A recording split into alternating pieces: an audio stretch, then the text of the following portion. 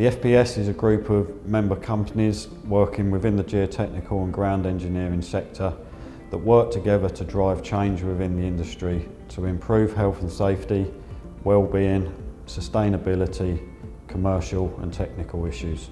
There have been a series of incidents of large plant items overturning in the last few years, and the near misses are even more common. These may or may not have been due to issues with the working platform, but it's a good place to start.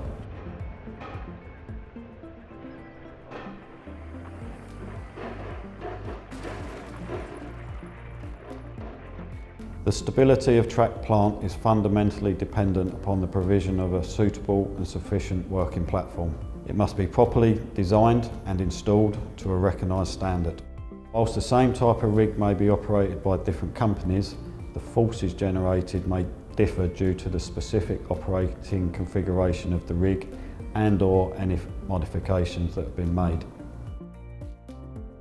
What is a working platform when related to piling? It's a ground-supported platform designed, installed and tested to safely support the heavy equipment for the purpose of geotechnical works. The working platform is the foundation for a piece of machinery that may weigh anything from 5 to more than 180 tonnes. Although stable when on a firm surface, a small soft spot can be sufficient to unbalance the rig and cause it to topple over. The platform includes access ways, ramps and storage areas. General temporary works, requirements and procedures. The principal contractor has a duty under CDM regulations to ensure that all the activities are carried out by suitably qualified persons, and this includes the platform design, installation and maintenance. As geotechnical contractors, we have a responsibility to provide accurate information to allow the design, install and maintenance of the working platform throughout our works. The working platform certificate. In essence, the FPS developed the Working Platform Certificate, or the WPC, working closely with the Health and Safety Executive and principal contractors in order to raise awareness of the importance of providing a proper platform for plant which will work on it, and the importance of maintaining it during the course of the contract.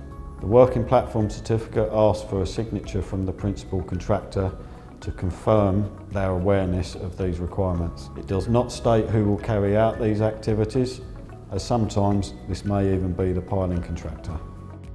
Is this just a way for the piling contractor to transfer his own responsibilities? The Working Platform Certificate does not seek to transfer any responsibilities. Both the principal contractor and the geotechnical contractor already have responsibilities under the Construction, Design and Management Regulations, Health and Safety at Work Act, or under the specific contract between the parties. The use of the Working Platform Certificate is a way of highlighting these responsibilities by increasing awareness of platform safety and the importance of maintaining the platform in good condition throughout the course of the contract. There is also a duty of care on the geotechnical contractor to flag up any unsafe conditions that are identified either before or during the works. If there is a defect in the platform, then the geotechnical specialist cannot simply rely on the platform certificate and assume everything will be okay. The WPC isn't required by law, so why should I sign it? The working platform does not impose any additional responsibility. It merely confirms that the principal contractor has fulfilled his obligations under the CDM. In this respect, it's not unlike a permit to dig, which is widely used but is also not a statutory requirement. The initiative has the support of the Health and Safety Executive.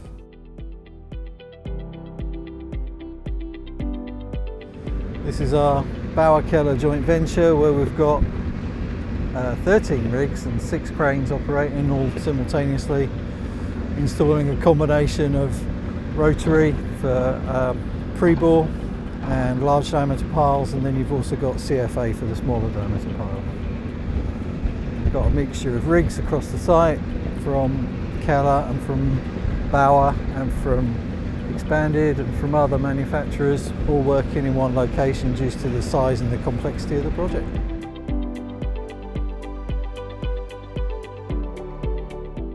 Why working platforms fail. There are many factors that may lead to the failure of a working platform. The first thing that we as contractors do to the working platform is drill holes for it. If these bores are not adequately filled or bores with low concrete are not backfilled correctly, the platform can become unsafe.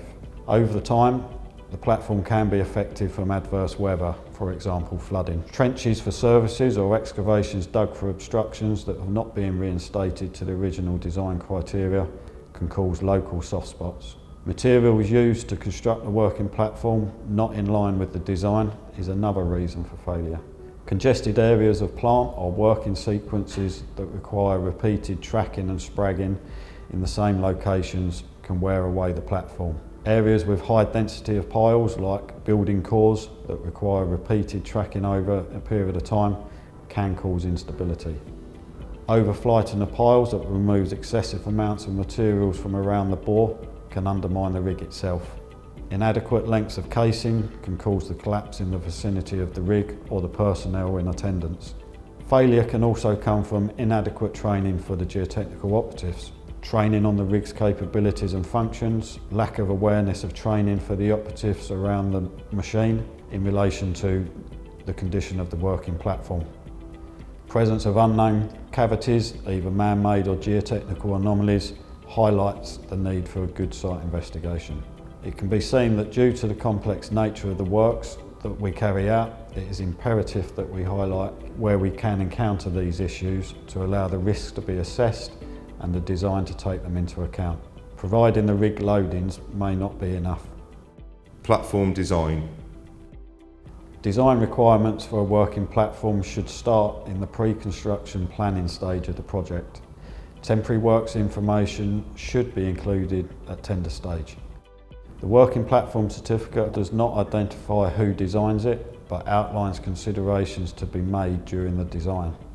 For example, different techniques require different platform considerations. For example, slurry produced whilst drilling with support fluid. Platform designs must be based on the actual rig loadings supplied by the piling contractor in the correct configuration, correct drill radius with the correct process equipment. These loadings should be provided by the specialist geotechnical contractor in advance to inform the design. If the rig changes, then it's important that the platform design is reassessed. For tracked equipment, this is not just the dead weight of the machine spread over the contact area or the surface area of the tracks. The FPS rig track pressure calculation tool can be used to determine the rig loadings generated under the tracks and any stabilising footplates. The FPS run workshops on how to use the tool. It is a simple, user-friendly tool that allows us to assess loadings for all types of machines envisaged in the operations and all orientations of the rigs or cranes mast relative to the direction of the tracks. There may also be considerations of future use by follow-on trades or even by trades whilst the geotechnical works are being carried out. It is essential that the design accounts for the full life of the platform. First section of the certificate requires the name of the individual that has carried out the design of the platform. It does not ask for the design nor the installation criteria. The act of asking for a name is a poignant one. Few people would write a name on the form unless they were satisfied that they had carried out the design and were competent to do so. This is not imposing any additional liability on the principal contractor. It merely confirms that a temporary works design has been done and who completed it.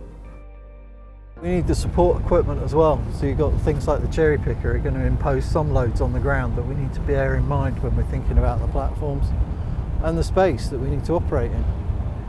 And they also have smaller wheels that, that will fit down definitely fit down a nice pile. Platform installation. The working platform certificate does not define who installs it, but outlines considerations to be made during the installation. Someone should have clearly defined responsibility to install the platform to the design. Platform should also be suitable for the operatives to walk and work on, and not present trip hazards from large cobbles or unsuitable materials such as steel from demolition crushed concrete. Poor definition of the edge of the working platform is a major cause of track plant instability. It is good practice that the working platform should extend at least 2 metres beyond the edge of the pile position for a safe working area for the specialist personnel and attendant plant. Where having to work within this 2 metre zone is unavoidable, the designer is to be informed of the requirement to design the platform for working up to its edge. If the working platform is to be constructed or removed in phases whilst piling works are ongoing, then the extent of the platform must be clearly defined on the certificate and, in accordance with good practice, physically on site. Where access ramps are used to move between working levels, they must be of sufficient gradient and width to allow the plant to move safely within the stability constraints of the machine. Ramps must be in a straight line between working areas. Rigs and cranes cannot change direction on ramps. Where a change in direction is required, this must be on a flat level platform. The design thickness of the platform may have a wearing layer on top to allow for the consolidation during use or degradation during spore removal. The use of marker layers may be considered in heavily trafficked or repeatedly visited areas, highlighting where the minimum design depth of the platform is reached after multiple uses. Platform testing.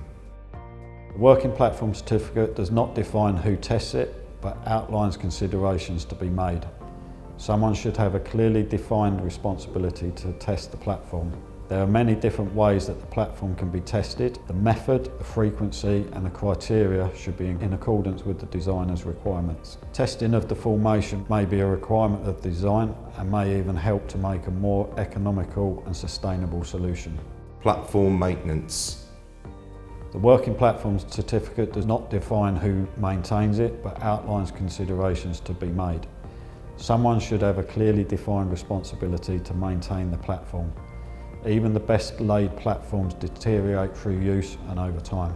Additionally, excavations, trenches or other holes dug in the platform surface must be properly backfilled to avoid creating a soft spot that might give way under the tracks of a piling rig or other plant or equipment. The edge of the platform must always be clearly defined and should be regularly inspected to ensure that there has been no degradation over time.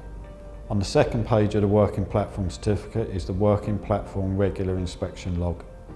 The working platform should be regularly inspected by a competent individual appointed by the principal contractor, for example, the temporary works coordinator or supervisor. The platform should be inspected throughout its design life, after adverse weather and after any reinstatement or any works which might have modified it. Any damage or inadequate areas identified should be reinstated to the design standard.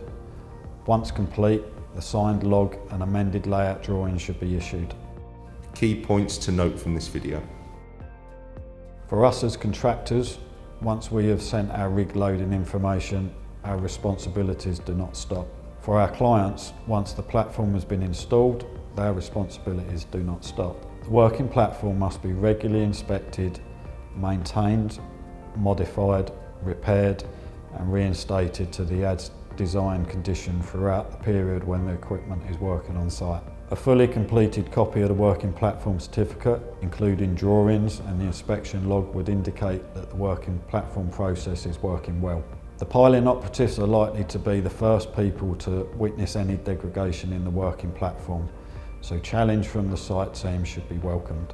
Thank you for watching this video. For more information, please visit the FPS website.